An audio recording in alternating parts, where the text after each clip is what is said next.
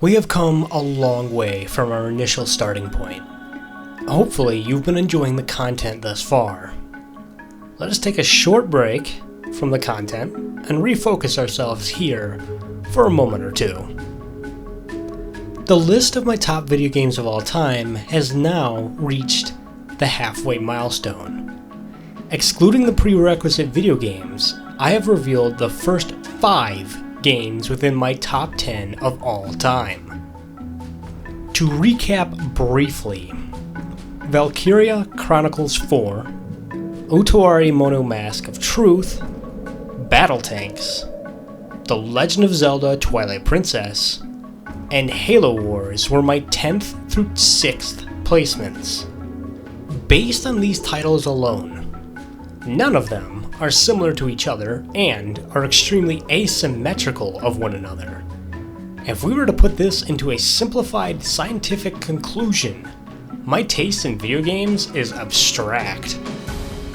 However, there is one derivative constant that can be found within that conclusion: the word fun. I was taught in game design that video games should be fun. A very simple and straightforward concept. Video games that do not exhibit fun are not video games. Instead, they become known as software. Never mistake the feeling of fun you have when playing a video game. The last 5 video games on my list of top video games of all time are about to begin. But before you continue, let me leave you with some parting words. Remember, I will only be discussing a short story, my specific reasons, and the placement of the video game. Be sure to keep that in mind. Lastly, my next clue about my number 1 favorite video game. I left a small detail in my F-Zero prerequisite video game video at the end.